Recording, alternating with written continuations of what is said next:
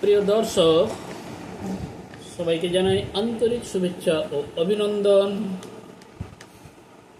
তো যারা খুব ভালোভাবে ইংরেজি বুঝতে চান, শিখতে চান, ইংরেজিতে কথা বলতে আগ্রহী, তারা অবশ্যই আমাদের চ্যানেলে প্রত্যেকটি ভিডিও দেখতে থাকুন, শুনতে থাকুন, শিখতে থাকুন।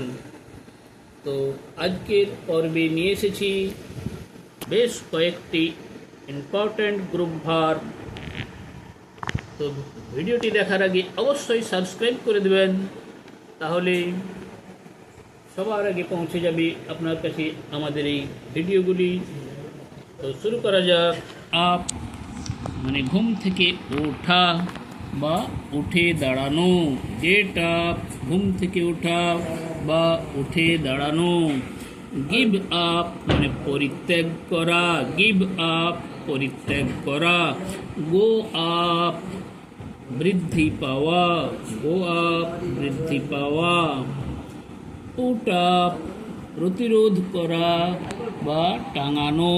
পুট আপ প্রতিরোধ করা বা টাঙানো। পুট আপ উইথ সহ্য করা। পুট আপ উইথ সহ্য করা। সেট আপ স্থাপন করা। সেট আপ স্থাপন করা। টেক আপ মানে গ্রহণ করা। টেক আপ গ্রহণ করা। টার্ন আপ উপস্থিত হওয়া।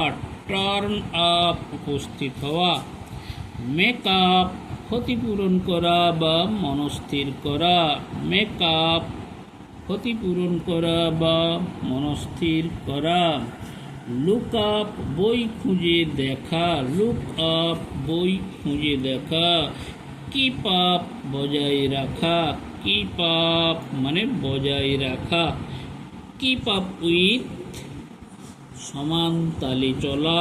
কিপ আপ উইথ সমান তালে চলা। হোল্ড আপ দেরি করা। হোল্ড আপ মানে দেরি করা। হ্যাং আপ মানে ঝোলানো। হ্যাং আপ মানে ঝোলানো। ড্র আপ খসড়া করা। ড্র আপ খসড়া করা। ডু আপ সারানো। ডু আপ সারানো। কাট আপ মর্মাহত হওয়া। কাট আপ মানে মর্মাহত হওয়া। কল আপ মানে স্মরণ করা। কল আপ স্মরণ করা। ব্রিং আপ প্রতিপালন করা। ব্রিং আপ মানে প্রতিপালন করা। ব্রেক আপ টুকরো হওয়া বা সমাপ্ত করা। ব্রেক আপ টুকরো হওয়া বা সমাপ্ত করা। ওয়্যার আপ মানে বজায় রাখা। ওয়্যার আপ বজায় রাখা। তো যদি এই ভিডিওটি ভালো লেগে থাকে তাহলে অবশ্যই বেশি বেশি করে লাইক, কমেন্ট, শেয়ার করে দেবেন, কারণ এটি খুব গুরুত্বপূর্ণ গ্রুপ ভার্ব রয়েছে। এই ভিডিওটি দেখতে কেউ ভুল করবেন না।